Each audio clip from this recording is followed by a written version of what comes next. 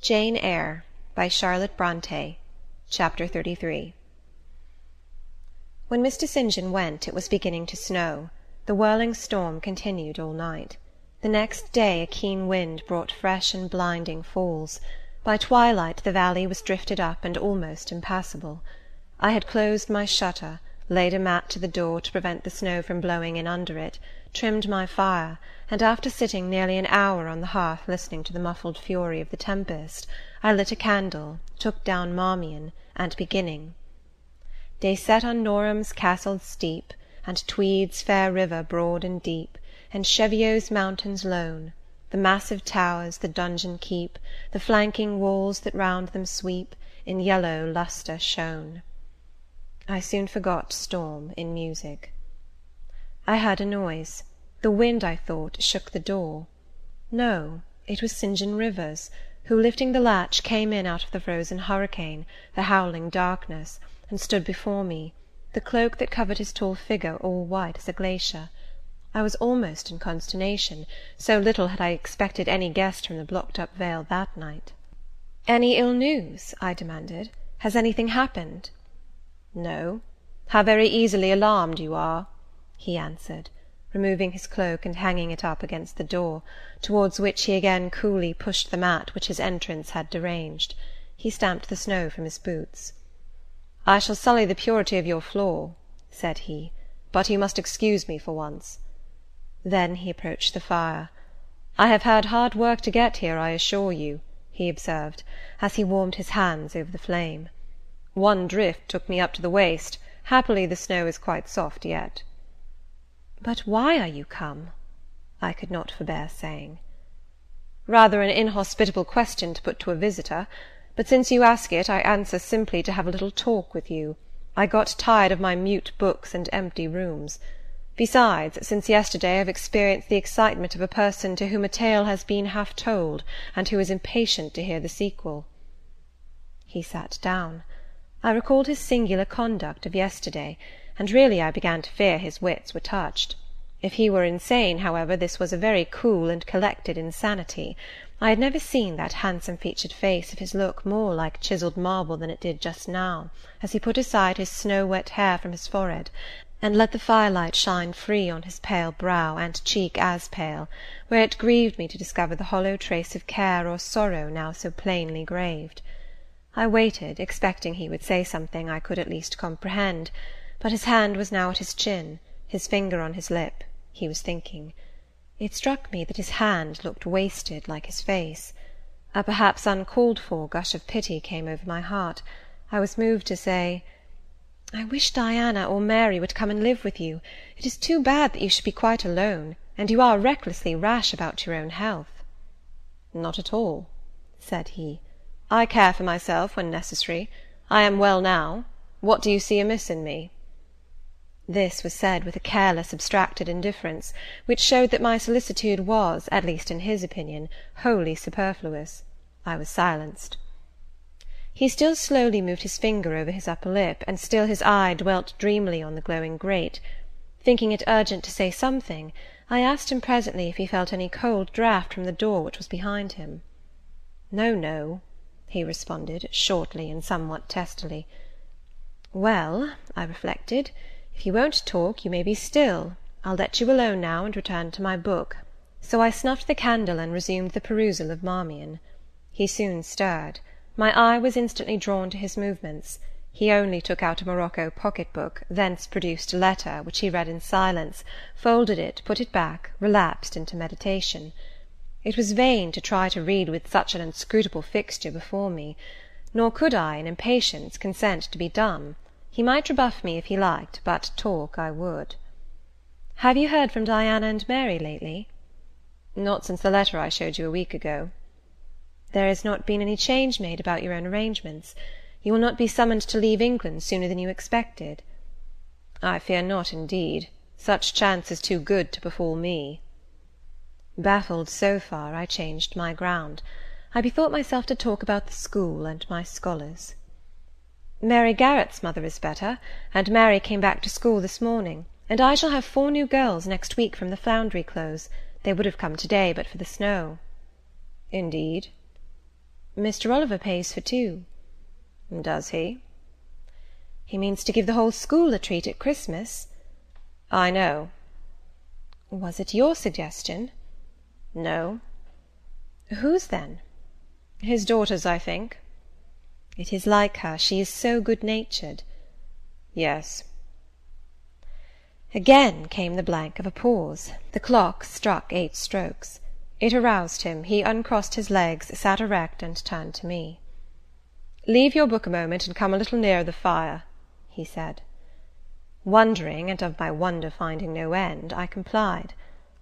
"Half an hour ago," he pursued, "I spoke of my impatience to hear the sequel of a tale. On reflection, I find the matter will be better managed by my assuming the narrator's part, and converting you into a listener. Before commencing, it is but fair to warn you that the story will sound somewhat hackneyed in your ears, but stale details often regain a degree of freshness when they pass through new lips. For the rest, whether trite or novel, it is short. 20 years ago, a poor curate, never mind his name at the moment, fell in love with a rich man's daughter. She fell in love with him, and married him, against the advice of all her friends, who consequently disowned her immediately after the wedding. Before 2 years passed, the rash pair were both dead, and laid quietly side by side under one slab. I have seen their grave. It formed part of the pavement of a huge churchyard surrounding the grim, soot-blacked old cathedral of an overgrown manufacturing town in Blankshire. They left a daughter, which, at its very birth, Charity received in her lap, cold as that of the snowdrift I almost stuck fast in to-night. Charity carried the friendless thing into the house of its rich maternal relations. It was reared by an aunt-in-law, called, I come to names now, Mrs. Reed of Gateshead. You start. Did you hear a noise? I dare say it is only a rat scrambling down the rafters of the adjoining schoolroom. It was a barn before I had it repaired and altered, and barns are generally haunted by rats. To proceed. Mrs. Reed kept the orphan 10 years. Whether it was happy or not with her I cannot say, never having been told, but at the end of that time she transferred it to a place you know, being no other than Lowood School, where you so long resided yourself. It seems her career there was very honourable. From a pupil she became a teacher, like yourself.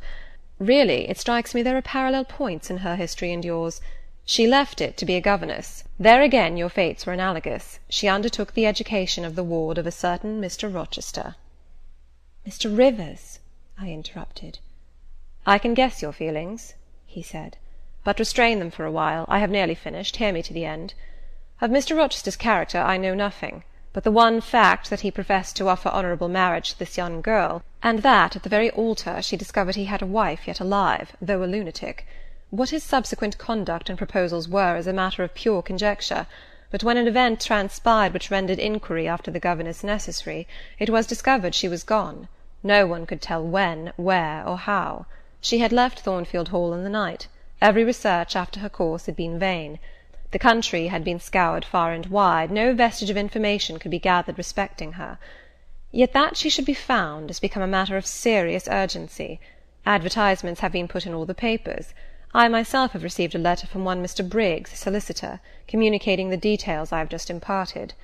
Is it not an odd tale? Just tell me this, said I, and since you know so much, you can surely tell it me. What of Mr. Rochester?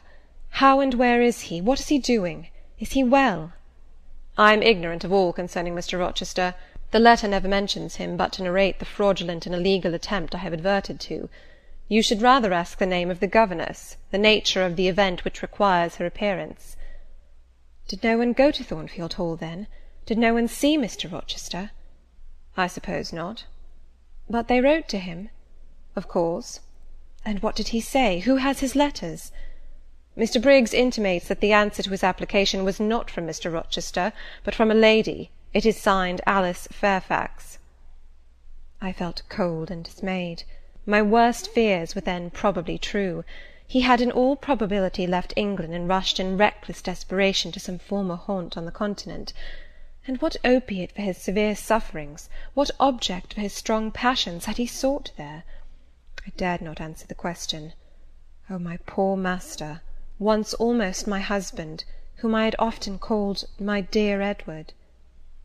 He must have been a bad man, observed Mr. Rivers. You don't know him. Don't pronounce an opinion upon him, I said with warmth. "Very well," he answered quietly. "And indeed my head is otherwise occupied than with him. I have my tale to finish. Since you won't ask the governess's name, I must tell it of my own accord. Stay, I have it here. It is always more satisfactory to see important points written down, fairly committed to black and white." And the pocket-book was again deliberately produced, opened, sought through. From one of its compartments was extracted a shabby slip of paper, hastily torn off.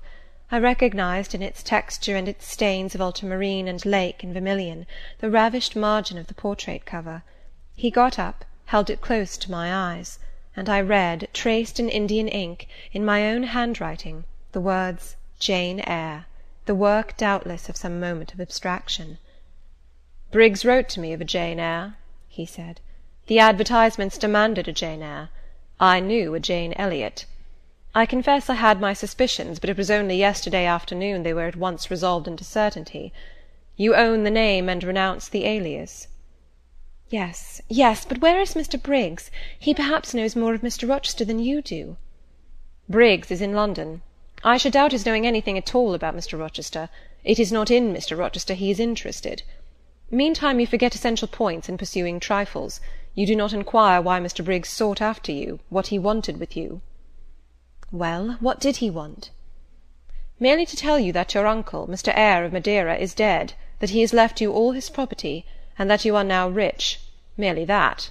Nothing more." "I? Rich?" "Yes, you, rich, quite an heiress." Silence succeeded. "You must prove your identity, of course," resumed St. John presently. "A step which will offer no difficulties. You can then enter on immediate possession. Your fortune is vested in the English funds. Briggs has the will and the necessary documents." Here was a new card turned up. It is a fine thing, reader, to be lifted in a moment from indigence to wealth, a very fine thing, but not a matter one can comprehend, or consequently enjoy all at once. And then there are other chances in life far more thrilling and rapture-giving. This is solid, an affair of the actual world, nothing ideal about it. All its associations are solid and sober, and its manifestations are the same. One does not jump and spring and shout hurrah at hearing one has got a fortune. One begins to consider responsibilities, and to ponder business.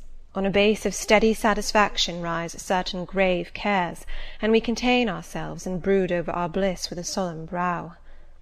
Besides, the words legacy, bequest, go side by side with the words death, funeral. My uncle, I had heard, was dead, my only relative. Ever since being made aware of his existence, I had cherished the hope of one day seeing him. Now I never should. And then this money came only to me, not to me and a rejoicing family, but to my isolated self. It was a grand boon, doubtless, and independence would be glorious. Yes, I felt that. That thought swelled my heart. "You unbend your forehead at last," said Mr. Rivers. "I thought Medusa had looked at you, and that you were turning into stone. Perhaps now you will ask how much you are worth." "How much am I worth?" "Oh, a trifle. Nothing, of course, to speak of. 20,000 pounds, I think they say. But what is that?" 20,000 pounds! Here was a new stunner. I had been calculating on 4,000 or 5,000. This news actually took my breath for a moment. Mr. St. John, whom I had never heard laugh before, laughed now. "Well," said he, "if you had committed a murder, and I had told you your crime was discovered, you could scarcely look more aghast." "It is a large sum. Don't you think there is a mistake?" "No mistake at all." "Perhaps you have read the figures wrong. It may be 2,000. "It is written in letters, not figures. 20,000. I again felt rather like an individual of but average gastronomical powers sitting down to a feast alone at a table spread with provisions for 100. Mr. Rivers rose now and put his cloak on. "If it were not such a very wild night," he said, "I would send Hannah down to keep you company. You look too desperately miserable to be left alone. But Hannah, poor woman, could not stride the drift so well as I. Her legs are not quite so long. So I must e'en leave you to your sorrows. Good night." He was lifting the latch. A sudden thought occurred to me. "Stop 1 minute," I cried. "Well?" "It puzzles me to know why Mr. Briggs wrote to you about me. or how he knew you, or could fancy that you, living in such an out-of-the-way place, had the power to aid in my discovery. "Oh, I'm a clergyman," he said, "and the clergy are often appealed to about odd matters." Again the latch rattled.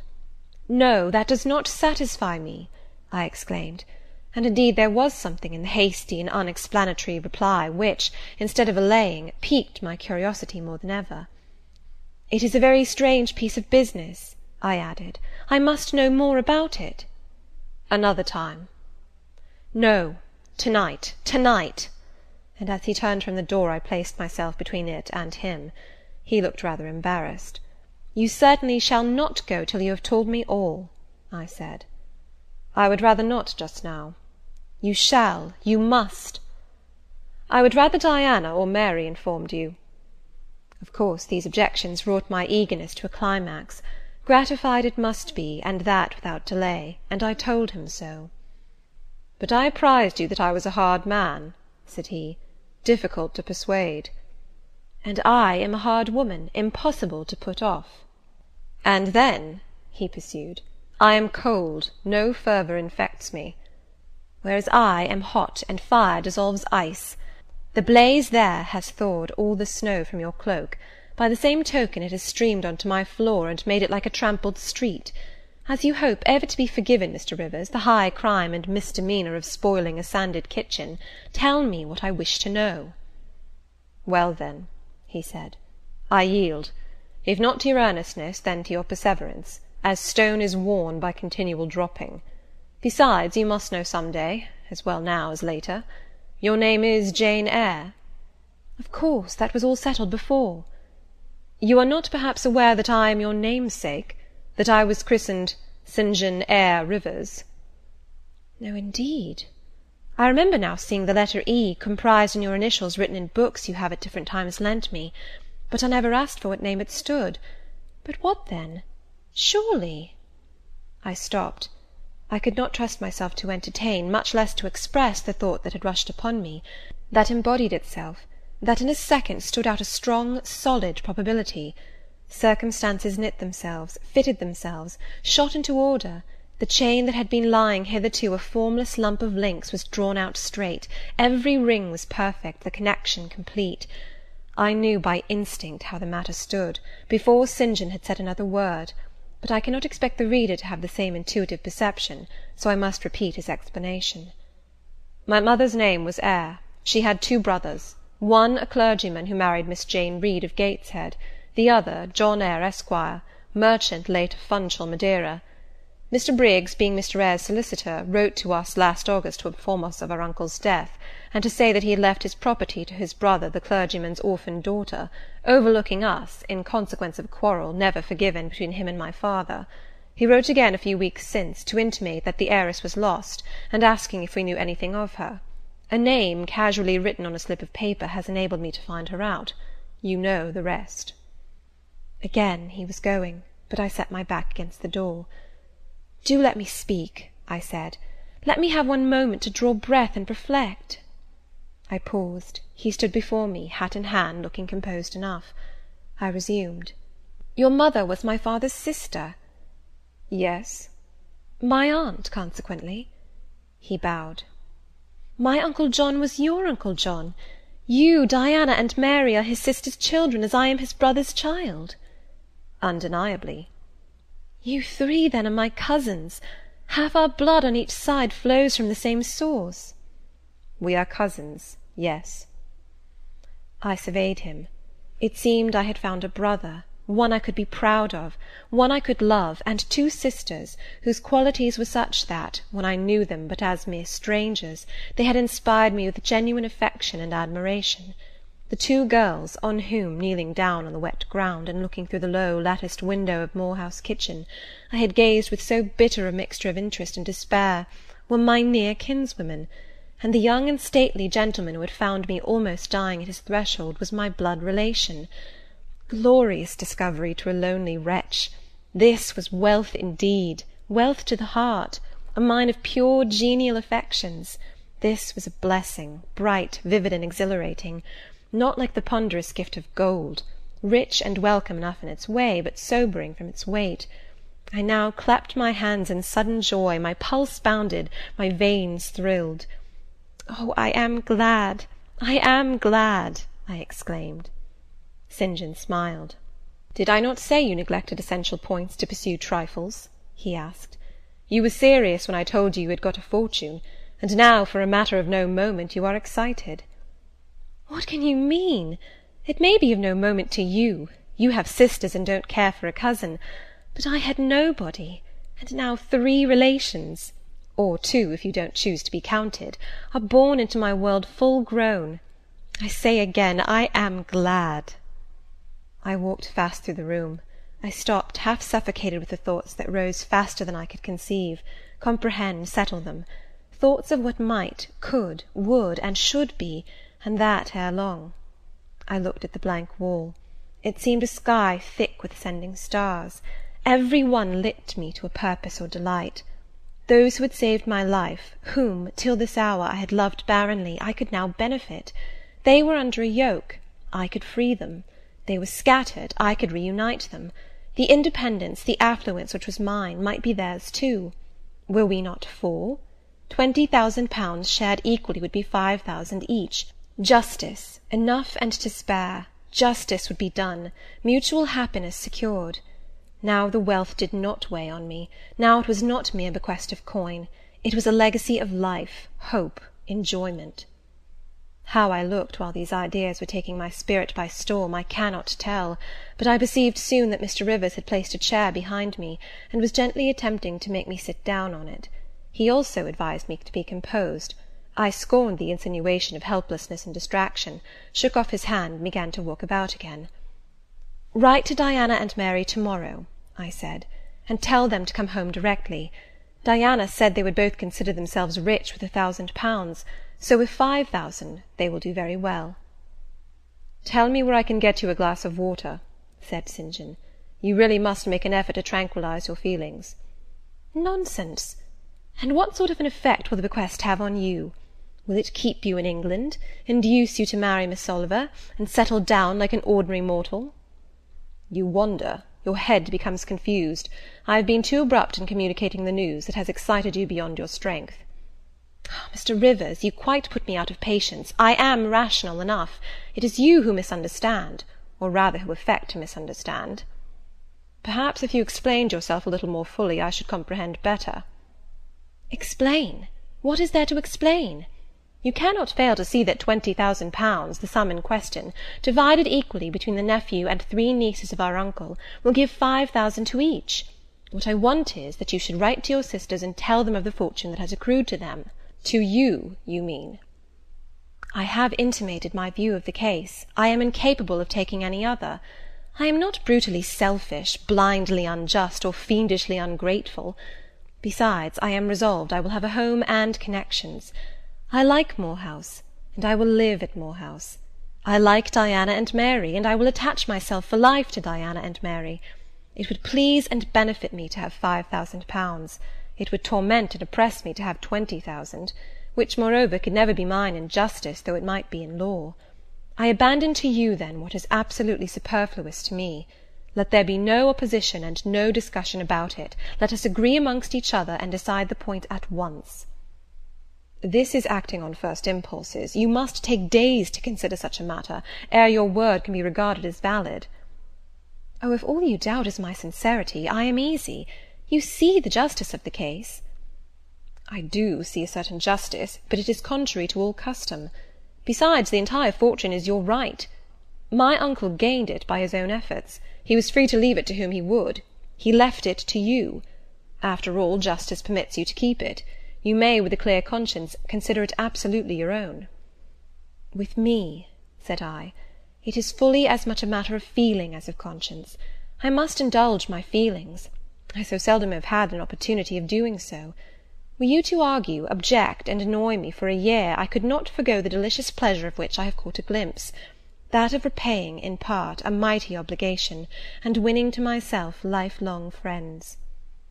"You think so now," rejoined St. John, "because you do not know what it is to possess, nor consequently to enjoy wealth. You cannot form a notion of the importance £20,000 would give you, of the place it would enable you to take in society, of the prospects it would open to you. You cannot, and you, I interrupted, cannot at all imagine the craving I have for fraternal and sisterly love. I never had a home. I never had brothers and sisters. I must and will have them now. You are not reluctant to admit me and own me, are you?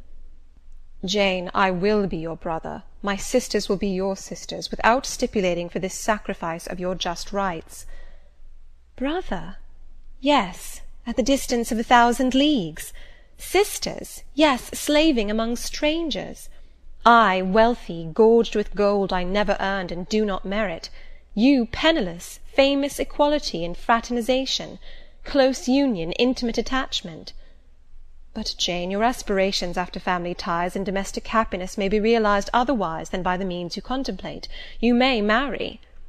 Nonsense again. Marry? I don't want to marry, and never shall marry. That is saying too much. Such hazardous affirmations are a proof of the excitement under which you labour. It is not saying too much. I know what I feel, and how averse are my inclinations to the bare thought of marriage. No one would take me for love, and I will not be regarded in the light of a mere money speculation. And I do not want a stranger, unsympathizing, alien, different from me. I want my kindred, those with whom I have full fellow-feeling. Say again you will be my brother. When you uttered the words I was satisfied, happy. Repeat them, if you can. Repeat them sincerely. I think I can. I know I have always loved my own sisters, and I know on what my affection for them is grounded, respect for their worth and admiration of their talents. You too have principle and mind. Your tastes and habits resemble Diana's and Mary's. Your presence is always agreeable to me. In your conversation I have already for some time found a salutary solace. I feel I can easily and naturally make room in my heart for you, as my third and youngest sister. Thank you. That contents me for to-night. Now you had better go, for if you stay longer you will perhaps irritate me afresh by some mistrustful scruple. And the school, Miss Eyre? It must now be shut up, I suppose? No, I will retain my post of mistress till you get a substitute. He smiled approbation. We shook hands, and he took leave. I need not narrate in detail the further struggles I had, and arguments I used, to get matters regarding the legacy settled as I wished. My task was a very hard one, but as I was absolutely resolved, as my cousins saw at length that my mind was really and immutably fixed on making a just division of the property, as they must in their own hearts have felt the equity of the intention, and must besides have been innately conscious that in my place they would have done precisely what I wished to do, they yielded at length so far as to consent to put the affair to arbitration. The judges chosen were Mr. Oliver and an able lawyer. Both coincided in my opinion. I carried my point. The instruments of transfer were drawn out. St. John, Diana, Mary, and I, each became possessed of a competency. End of chapter 33.